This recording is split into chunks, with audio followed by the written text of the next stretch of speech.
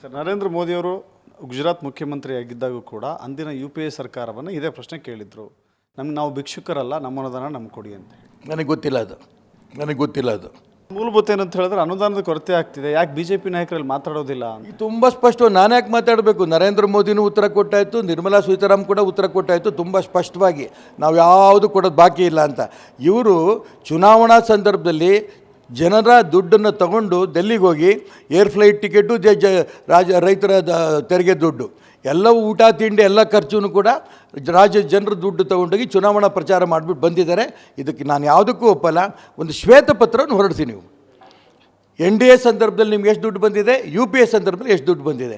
ಆಗ ಶ್ವೇತಪತ್ರ ಅಧಿಕೃತವಾಗಿ ರಾಜ್ಯ ಸರ್ಕಾರದ ಹೊರಟಾಗ ಈಗಾಗಲೇ ಅದಕ್ಕೆ ಉತ್ತರವನ್ನು ಕೂಡ ಕೇಂದ್ರದವರು ಕೊಡಲೇಬೇಕಾಗುತ್ತೆ. ಆವಾಗ ರಾಜ್ಯದ ಜನಕ್ಕೆ ಮುಂದೆ ಅನುದಾನ ಬರಬೇಕು ಬೇಡವೋ ಅದು ತುಂಬ ಸ್ಪಷ್ಟ ಆಗುತ್ತೆ. ಕೊನೆ ಪ್ರಶ್ನೆ ಸರ್, ನರೇಂದ್ರ ಮೋದಿಯವರು ಗುಜರಾತ್ ಮುಖ್ಯಮಂತ್ರಿಯಾಗಿದ್ದಾಗೂ ಕೂಡ ಅಂದಿನ UPA ಸರ್ಕಾರವನ್ನು ಇದೇ ಪ್ರಶ್ನೆ ಕೇಳಿದ್ರು. ನಾವು ಭಿಕ್ಷುಕರಲ್ಲ, ನಮ್ಮ ಅನುದಾನ ನಮ್ಗೆ ಕೊಡಿ ಅಂತ. ನನಗೆ ಗೊತ್ತಿಲ್ಲ ಅದು. NDA ಸಂದರ್ಭದಲ್ಲಿ ನಿಮ್ಗೆ ಎಷ್ಟು ದುಡ್ಡು ಬಂದಿದೆ, UPA ಸಂದರ್ಭದಲ್ಲಿ ಎಷ್ಟು ದುಡ್ಡು ಬಂದಿದೆ. ಆಗ ಶ್ವೇತಪತ್ರ ಅಧಿಕೃತವಾಗಿ ರಾಜ್ಯ ಸರ್ಕಾರದ ಹೊರಟಾಗ ಈಗಾಗಲೇ ಅದಕ್ಕೆ ಉತ್ತರವನ್ನು ಕೂಡ ಕೇಂದ್ರದವರು ಕೊಡಲೇಬೇಕಾಗುತ್ತೆ. ಆವಾಗ ರಾಜ್ಯದ ಜನಕ್ಕೆ ಮುಂದೆ ಅನುದಾನ ಬರಬೇಕು ಬೇಡವೋ ಅದು ತುಂಬ ಸ್ಪಷ್ಟ ಆಗುತ್ತೆ. ಕೊನೆ ಪ್ರಶ್ನೆ ಸರ್, ನರೇಂದ್ರ ಮೋದಿಯವರು ಗುಜರಾತ್ ಮುಖ್ಯಮಂತ್ರಿಯಾಗಿದ್ದಾಗೂ ಕೂಡ ಅಂದಿನ UPA ಸರ್ಕಾರವನ್ನು ಇದೇ ಪ್ರಶ್ನೆ ಕೇಳಿದ್ರು. ನಾವು ಭಿಕ್ಷುಕರಲ್ಲ, ನಮ್ಮ ಅನುದಾನ ನಮ್ಗೆ ಕೊಡಿ ಅಂತ. ನನಗೆ ಗೊತ್ತಿಲ್ಲ ಅದು.